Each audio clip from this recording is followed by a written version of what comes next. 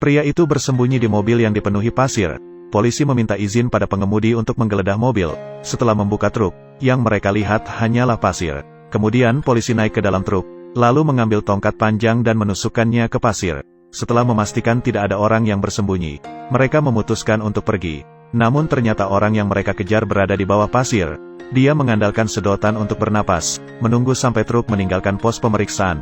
Dia keluar dari pasir, lalu segera melarikan diri. Beruntungnya dia sampai di sebuah desa kecil.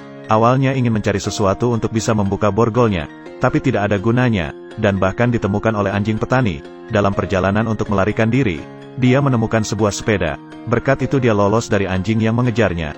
Namun karena tangannya diborgol, dia kesulitan mengendalikan sepedanya, sehingga tidak bisa lama-lama mengendarai sepedanya.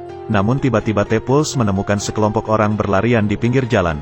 Jadi dia mencuri pakaian mereka untuk menggantikan pakaian kotor di tubuhnya. Setelah berhasil mendapatkan pakaiannya, dia mendengar suara mesin pemotong di sebuah pabrik. Dia sangat senang dengan penemuannya. Sambil menunggu para pekerja beristirahat, dia segera mencuri mesin pemotong pabrik. Bahkan dia juga membawa pakaian dan peralatan. T-Pulse mengungsi di gudang petani tak jauh dari situ. Di gudang petani, dia memotong borgolnya. Setelah berhasil melepaskan borgolnya, dia akhirnya bisa tidur nyenyak. Keesokan paginya, T-Pulse dibangunkan oleh suara bising dari luar. Ketika melihat keluar, ternyata itu adalah seorang wanita tua yang sedang menangkap ayam, dan T-Pulse sangat lapar. Jadi untuk mengisi perutnya, dia segera keluar dari gudang sambil berpura-pura menjadi turis yang tersesat. Kemudian manfaatkan kesempatan ini untuk makan bersama wanita tua itu. Setelah makan setengah bagian ayam, T-Pulse merasa penuh energi.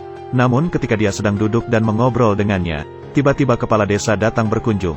Agar tidak ketahuan, T-Pulse segera melarikan diri ke hutan. Polisi segera datang setelah menerima kabar tersebut. Mereka memblokir kawasan pegunungan tempat persembunyian T-Pulse. Setelah itu dia terus mencari keberadaannya. Dan di saat yang sama, para pembunuh yang disewa kelompok gangster juga tiba di sini. Setelah lebih dari 8 jam pencarian, kawasan T-Pulse yang dikepung polisi semakin mengecil. Bahkan ketika dia hendak lari menuruni gunung dalam kegelapan, dia hampir ditemukan oleh tim pencari. Dalam keputusasaan, T-Pulse harus lari ke puncak gunung. Menyaksikan polisi semakin dekat, dia tahu sulit untuk melarikan diri sekarang. Saat T-Pulse merasa putus asa, tiba-tiba terdengar ledakan di kejauhan. Jadi tim pencari bergegas menuju titik ledakan. T-Pulse memanfaatkan kesempatan ini untuk melarikan diri. Tetapi sebelum dia bisa pergi jauh, dia dijatuhkan oleh seorang pembunuh. Lalu dia berbisik ke lehernya, di mana kamera digital Misuk. Ketika dia mendengar sang pembunuh menyebut nama Misuk, barulah T-Pulse teringat. Memang beberapa hari yang lalu dia menggadaikan sebuah kamera. Jadi T-Pulse pura-pura meraba sakunya. Ketika si pembunuh melihat ini, dia mengira kamera itu ada di saku T-Pulse. Dia menurunkan kewaspadaannya dan menunggunya mengeluarkan kamera. T-Pulse mengambil kesempatan ini untuk menjatuhkan pembunuh itu. Dia kehilangan momentum dan terjatuh.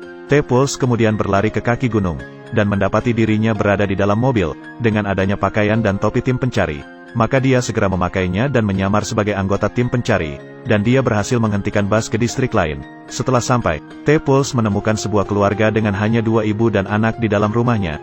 Jadi dia memelototi mereka, lalu makanlah sisa ubi yang ada di rumah. Setelah makan sampai kenyang, sambil beristirahat, tiba-tiba dia teringat pernah menyentuh luka di tubuhnya saat diancam oleh pembunuh. Dan dokter putrinya pernah mengatakan bahwa saat melakukan transplantasi, lukanya tidak boleh terinfeksi. Mendengar putrinya sangat membutuhkan transplantasi, T-Pulse langsung panik. Dia bertanya kepada gadis itu apakah di rumah punya obat anti-inflamasi. Tapi gadis itu memberitahunya bahwa luka seperti ini hanya perlu dibersihkan dan dibalut. Jadi dia melakukan apa yang gadis itu katakan.